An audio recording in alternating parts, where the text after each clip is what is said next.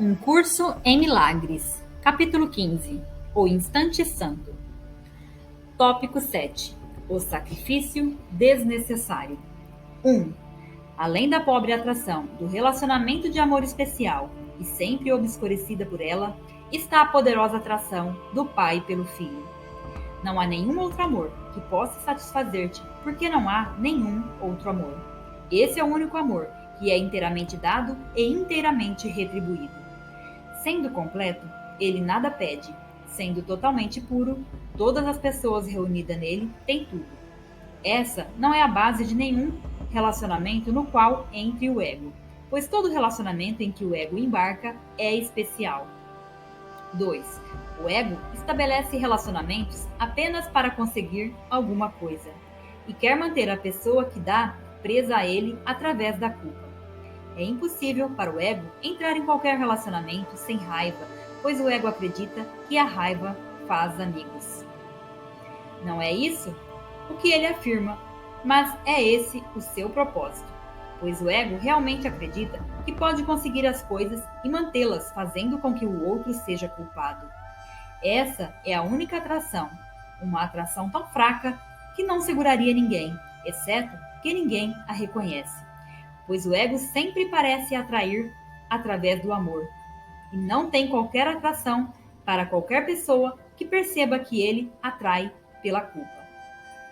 3. A atração doentia pela culpa que tem que ser reconhecida pelo que é, pois tendo se tornado real para ti, é essencial vê-la claramente e, retirando o teu investimento nela, aprender a abandoná-la. Ninguém escolheria abandonar aquilo que acredita que tenha valor. No entanto, a atração da culpa só tem valor para ti porque não olhaste para o que ela é e a julgaste completamente no escuro. À medida que a trazemos à luz, a tua única questão será a razão pela qual algum dia a quiseste. Não tens nada a perder olhando-a de olhos abertos, pois tamanha feiura não tem lugar na tua mente santa. Esse anfitrião de Deus não pode ter nenhum investimento real nisso. 4. Dissemos antes que o ego tenta manter e aumentar a culpa, mas de tal forma que não reconheças o que ele quer te fazer. Pois a doutrina fundamental do ego é que escapas daquilo que fazes aos outros. O ego não, não quer bem a ninguém. No entanto, a sobrevivência do ego depende de acreditares que estás isento das suas más intenções. Ele aconselha, portanto, que se fores seu anfitrião, ele te capacitará a dirigir a tua raiva para fora, protegendo-te dessa forma. E assim ele embarca em uma cadeia sem fim e sem recompensas de relacionamentos especiais forjados na raiva e dedicados apenas a uma crença insana: a de que, quanto mais raiva investes fora de ti mesmo, mais seguro vens a ser. 5. É essa a corrente que prende o Filho de Deus à culpa.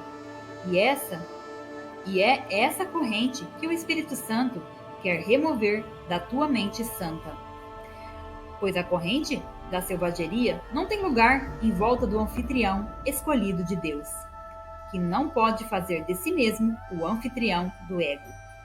Em nome da tua liberação e em nome daquele que quer libertar-te, vamos olhar mais de perto para os relacionamentos que o ego contrai e permitir que o Espírito Santo os julgue verdadeiramente. Pois é certo que se olhares para eles, tu os oferecerás alegremente a ele. O que o Espírito Santo é capaz de fazer com eles, tu não sabes, mas virás a estar disposto a descobrir e em primeiro lugar, se em primeiro lugar estiveres disposto a perceber o que tu fizeste deles. 6. De uma forma ou de outra, todo relacionamento que o ego faz se baseia na ideia de que, se sacrificando, ele vem a ser maior. O sacrifício, que ele vê como purificação de fato, é a raiz do seu amargo ressentimento. pois ele preferiria atacar diretamente e evitar o o adiamento do que realmente quer.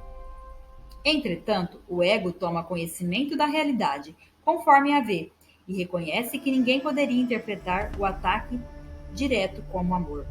Entretanto, tornar culpado é ataque direto, embora não pareça ser, pois os culpados esperam o ataque e, tendo-o pedido, são atraídos para ele. 7. Em tais relacionamentos insanos, a atração do que não queres parecer ser muito mais forte do que a atração do que queres, pois cada um pensa que sacrificou alguma coisa pelo outro e o odeia por isso. No entanto, é isso o que ele pensa que quer. Ele não está absolutamente apaixonado pelo outro. Apenas acredita que está apaixonado pelo sacrifício. E por esse sacrifício que exige de si mesmo, ele exige do outro que aceite a culpa e também se sacrifique. O perdão vem a ser impossível, pois o ego acredita que perdoar o outro é perdê-lo. E apenas através do ataque sem perdão que o ego pode assegurar a culpa que mantém todos os seus relacionamentos juntos. 8. No entanto, eles apenas aparentam estar juntos, pois para o ego, os relacionamentos significam apenas que os corpos estão juntos. É sempre isso o que o ego exige. E não se opõe a que a mente vá a qualquer lugar ou ao que ele possa pensar, pois isso não parece importante. Enquanto o corpo estiver lá para receber seu sacrifício, ele está contente. Para o ego, a mente é algo privado e só o corpo pode ser compartilhado. As ideias basicamente não oferecem interesse a não ser na medida em que trazem o corpo do outro para mais perto ou para mais longe. E é nesses termos que ele avalia as ideias como boas ou más, o que faz com que o outro seja culpado e o mantém através da culpa. É bom. O que o libera da culpa é mal, porque ele não mais acredita que os corpos se comunicam e assim iria embora. 9. O sofrimento e o sacrifício são as dádivas com as quais o ego quer abençoar todas as uniões. E aqueles que estão unidos no seu altar aceitam o sofrimento e o sacrifício como preço da união. Em suas alianças de raiva, nascidas do medo da solidão e ainda assim dedicadas à continuidade da solidão, cada um busca alívio na culpa, aumentando-o no outro. Pois cada um acredita que isso diminui a culpa em si mesmo. O outro parece estar sempre atacando-o, ferindo-o, talvez de pequenas maneiras, talvez inconscientemente, mas nunca sem a exigência do sacrifício. A fúria dessas pessoas reunidas no altar do ego excede em muito a consciência que podes ter disso. Pois o que o ego realmente quer, tu não te dás conta. 10. Sempre que estiveres com raiva, podes estar certo de que formas-te um relacionamento especial, abençoado pelo ego, pois a raiva é a bênção do ego. A raiva toma muitas formas, mas não pode enganar por muito tempo aqueles que querem aprender que o amor não traz qualquer culpa, e que aquilo que traz culpa não pode ser amor e tem que ser raiva. Toda raiva nada mais é do que uma tentativa de fazer alguém sentir-se culpado. E essa tentativa é a única base que o ego aceita para os relacionamentos especiais. A culpa é a única necessidade que o ego tem. E enquanto te identificares com ele, a culpa continuará sendo atraente para ti. No entanto, lembra-te disso. Estar com um corpo não é comunicação. E se pensas que é, Te sentirás culpado em relação à comunicação e terás medo de ouvir o Espírito Santo, reconhecendo na sua voz a tua própria necessidade de comunicar-te. 11. O Espírito Santo não pode ensinar através do medo. E como pode ele comunicar-se contigo enquanto acreditas que comunicar-te é fazer de ti mesmo um ser sozinho? É claramente insano acreditar que através da comunicação serás abandonado. Apesar disso, muitas pessoas acreditam que seja assim, pois pensam que as suas mentes têm que ser mantidas privadas ou as perderão. Mas, se os corpos estão juntos, as mentes continuam sendo cada um. A união dos corpos vem a ser, então, a maneira pela qual querem manter as mentes separadas, pois corpos não podem perdoar. Eles só podem fazer o que a mente lhes indica. 12. A ilusão da autonomia do corpo e sua capacidade de superar a solidão não passa de uma obra do plano do ego para estabelecer a própria autonomia.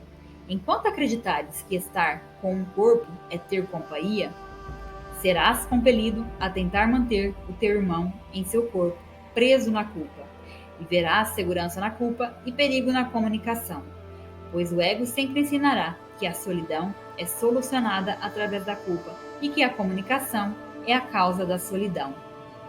E apesar da evidente insanidade dessa lição, muitos a aprenderam. 13. O perdão está na comunicação com tanta certeza quanto a perdição está na culpa. A função de ensino do Espírito Santo é instruir aqueles que acreditam que a comunicação é perdição, no sentido de mostrar que a comunicação é salvação.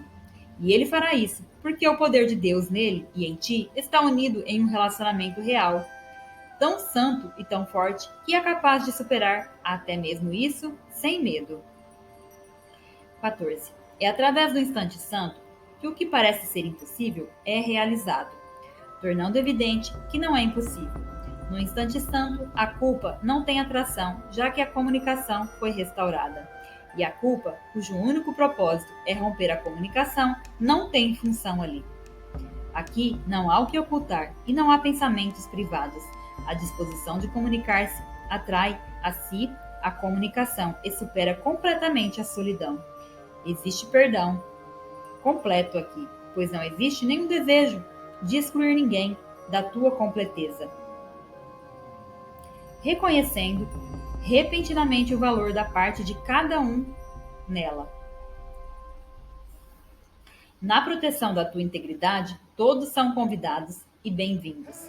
E compreendes que a tua completeza é a completeza de Deus, cuja única necessidade é que tu sejas completo, pois a tua completeza faz com que sejas dele na tua consciência.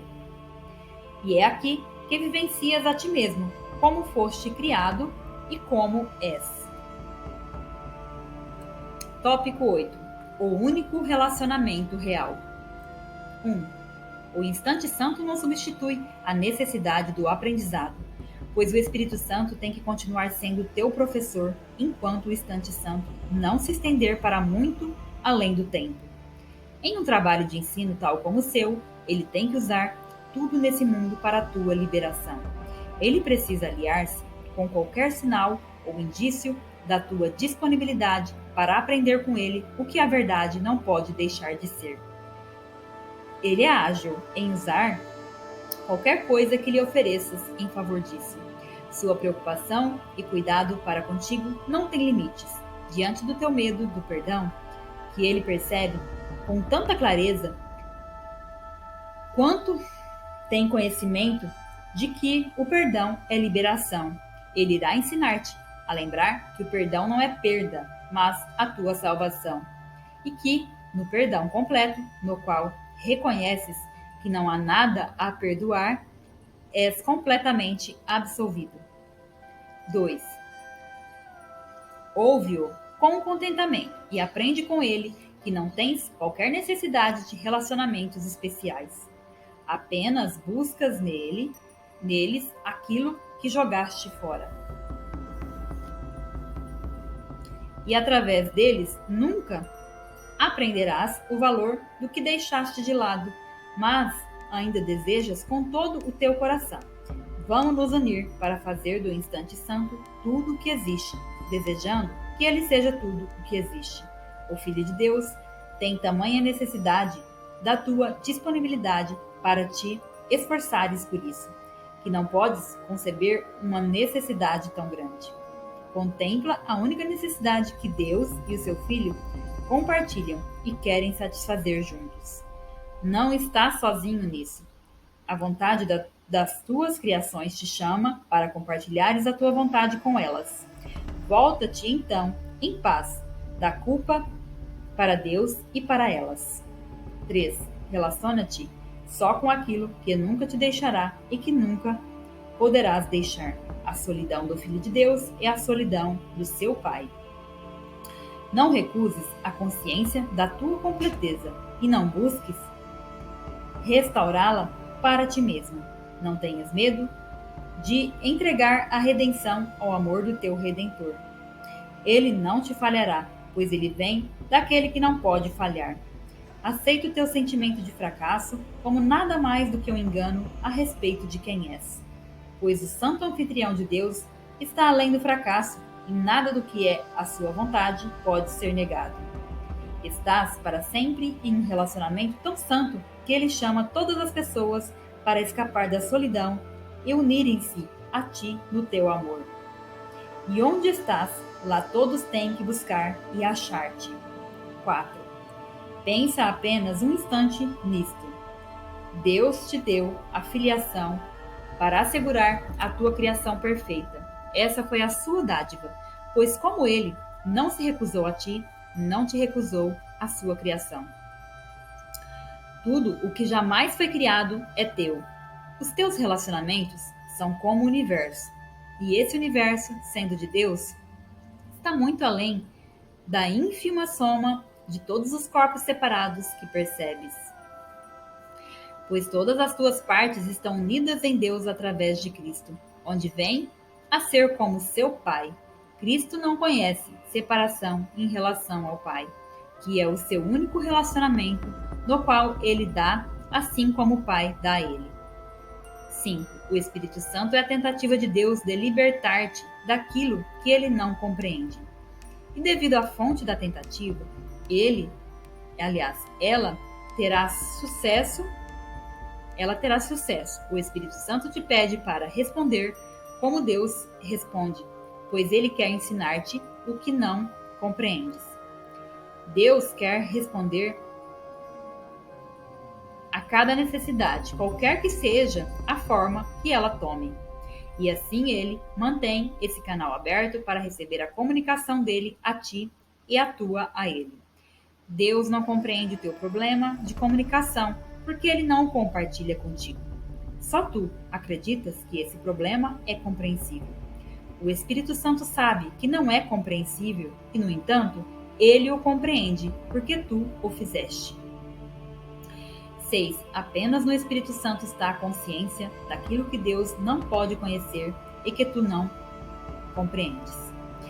É a sua função santa aceitar ambas essas coisas e, através da remoção de qualquer elemento de desacordo, uni-las em uma só.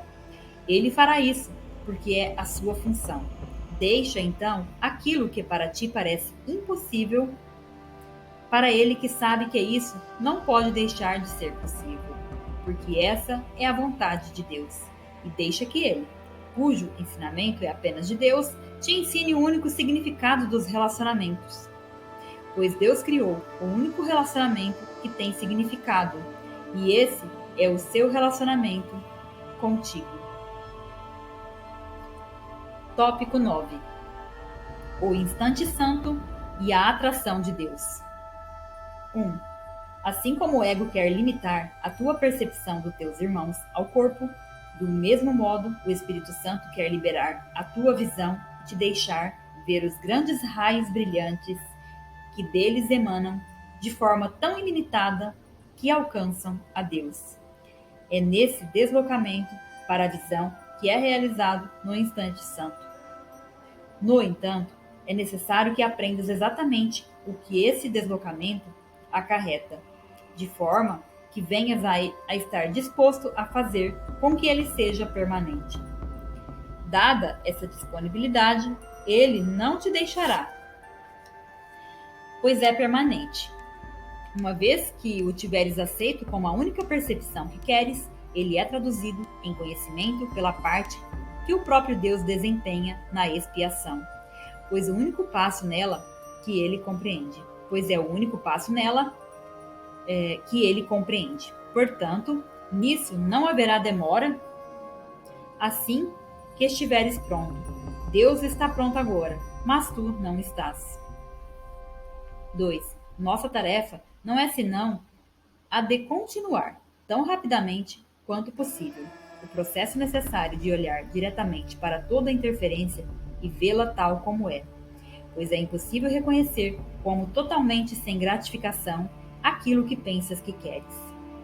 O corpo é o símbolo do ego, assim como o ego é o símbolo da separação, e ambos não são mais do que tentativas de limitar a comunicação e assim fazer com que ela seja impossível, pois a comunicação tem que ser limitada de modo a ter significado e privada de significado, ela não te satisfará completamente. No entanto, continua sendo o único meio pelo qual podes estabelecer relacionamentos reais, que não têm limites, tendo sido estabelecidos por Deus. 3. No instante santo, onde os grandes raios substituem o corpo na consciência, o reconhecimento dos relacionamentos sem limites te é dado. Mas, para ver isso, é necessário abrir mão de toda a utilidade que o ego dá ao corpo e aceitar o fato de que o ego não tem nenhum propósito que queiras compartilhar com ele, pois o ego quer limitar todas as pessoas a um corpo para os teus próprios propósitos. E enquanto pensas que ele tem um propósito, escolherás usar os meios pelos quais ele tenta transformar o próprio propósito em realização. Isso nunca será realizado. No entanto, terás certamente reconhecido que o ego, cujas metas são totalmente inatingíveis, lutará por elas com todo o seu poder e fará isso com a força que tu lhes tem dado. 4. É impossível dividir a tua força entre céu e inferno, Deus e o ego, e liberar o teu poder para a criação, que é o único propósito para o qual ele te foi dado. O amor quer sempre dar mais. Limites são exigidos pelo ego e representam as suas exigências de tornar pequeno e sem efeito. Limita o que vês de um irmão ao corpo. O que farás enquanto não o liberares do corpo e terás negado a sua dádiva a ti? O seu corpo não a pode dar, e não a busques através do teu. No entanto, as vossas mentes já são contínuas e a única coisa necessária é que essa união seja aceita para que a solidão no céu tenha desaparecido. 5. Se apenas permitires ao Espírito Santo que ele te falasse do amor de Deus por ti e da necessidade que tem as tuas criações de estar contigo para sempre, experimentarias a atração do Eterno. Ninguém pode ouvi-lo falar sobre isso e continuar por muito tempo disposto a parar por aqui, pois é a tua vontade estar no céu, onde és completo e sereno, em relacionamentos tão seguros e amorosos que qualquer limite é impossível. Não queres trocar os teus pequenos relacionamentos por isso? Pois o corpo é pequeno e limitado, e só aqueles que queres ver sem os limites que o ego lhes impõe são capazes de te oferecer a dádiva da liberdade. 6. Não podes conceber os limites que traçaste para a tua percepção, e não tens nenhuma ideia de toda a beleza que poderias ver. Mas disto precisas lembrar: a atração da culpa se opõe à atração de Deus. A atração de Deus por ti permanece ilimitada, mas porque o teu poder, sendo dele, é tão grande quanto dele, tu podes afastar-te do amor. Aquilo que investes na culpa, retiras de Deus, e a tua vista vem a ser fraca e tênue e limitada, pois tens tentado separar o pai do filho e limitar a comunicação entre eles. Não busques a expiação em maior separação e não limites a tua visão do Filho de Deus àquilo que interfere com a sua liberação e que o Espírito Santo tem que desfazer para liberá-lo, pois a sua crença em limites de fato o aprisionou. 7. Quando o corpo deixa de atrair-te e quando não conferes nenhum valor a ele como meio de conseguires o que quer que seja, então não haverá interferência na comunicação e os teus pensamentos serão tão livres quanto os de Deus. À medida que permites que o Espírito Santo te ensine como usar o corpo só para propósito de comunicação e renúncias a usá-lo segundo os fins que o ego vê para ele, que são a separação e o ataque, aprenderás que não tens absolutamente nenhuma necessidade de um corpo. No instante santo, não há corpos e vivências apenas. Não há corpos e vivências, apenas a atração de Deus. Aceitando-a, sem divisões, tu te unes a Ele totalmente em um instante, pois não queres colocar nenhum limite na tua união com Ele. A realidade desse relacionamento vem a ser a única verdade que jamais poderias querer. Toda a verdade está aqui.